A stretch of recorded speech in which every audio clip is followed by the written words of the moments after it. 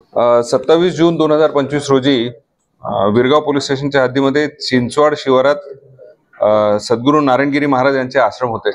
त्या आश्रमामध्ये मोठा देवी माता मंदिराचं जे परिसर होतं त्या परिसरामध्ये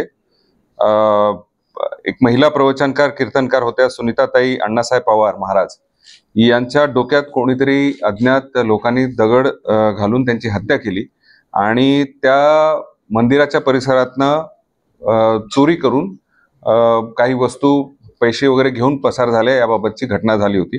त्या अनुषंगाने तात्काळ तिथे गुन्हा दाखल करण्यात आला विरगाव पोलीस स्टेशनमध्ये।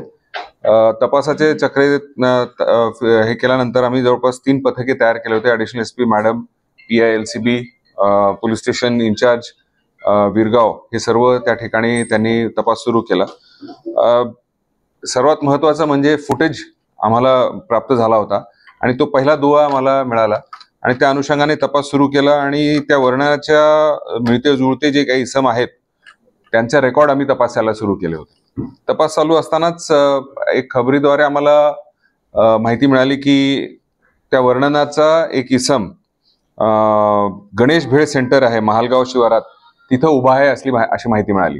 ही काल संध्याकाळची गोष्ट आहे आणि त्या अनुषंगाने मग PI LCB इन्सिडेंटली तिथेच होते, त्यांची टीम आणि API विरगाव इन्चार्ज जे होते तेही तिथेच होते। ते तात्काळ तिथे रवाना झाले आणि त्यांनी तो जो संशयित इसम होता संतोष उर्फ भाईला चव्हाण याला ताब्यात घेतलं। त्याच्या अंगझडती घेतली मध्ये त्याच्यामध्ये काही संशयास्पद वस्तू मिळाल्या म्हणून त्यामुळे त्याला ताबडतोब ताब्यात घेऊन त्याला विचारपूस केली असता त्यांनी ते कबुली दिली। त्याच्याकडून माहिती अशी मिळाली की त्याचा जो दुसरा साथीदार होता जो की फुटेजमध्ये सुद्धा आम्हाला दिसत होता तो तिथून पळून गेला होता। पण मग त्याला विचारपूस केल्यावर त्याचं लोकेशन आम्हाला तो MP मध्ये जाण्याच्या प्रयत्नात होता हे असं कळल्यानंतर तात्काळ LCB ची टीम जी आहे रवाना केली आणि रात्री उशिरा आम्ही त्याला ताब्यात घेतलं। सेंधवा मला वाटतं MP च्या बॉर्डरवरच आपल्या हद्दीमध्ये घेतलं त्याला।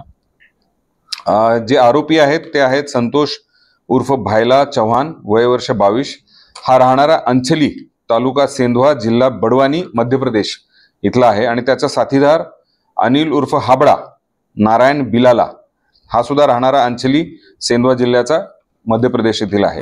हे दोघंही इथे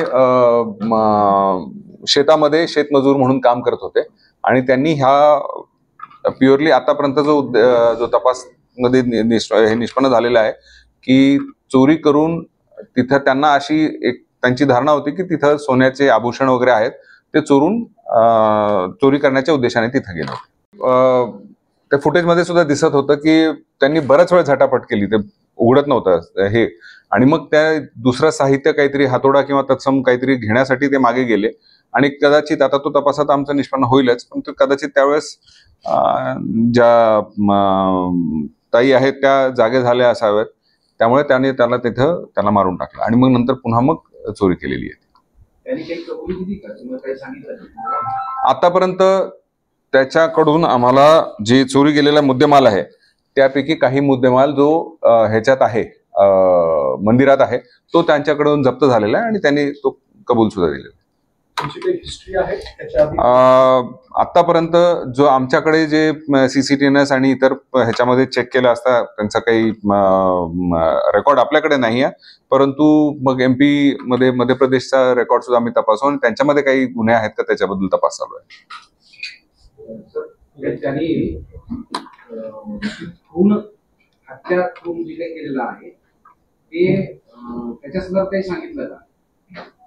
उद्देश एकच होता की हे करत असताना आम्ही पकडल्या जाऊ नये आणि जर तिने आवाज केला तर आम्ही पकडले जाऊ आणि म्हणून ते त्यावेळेस अनफॉर्च्युनेटली ती हत्या झालेली आहे।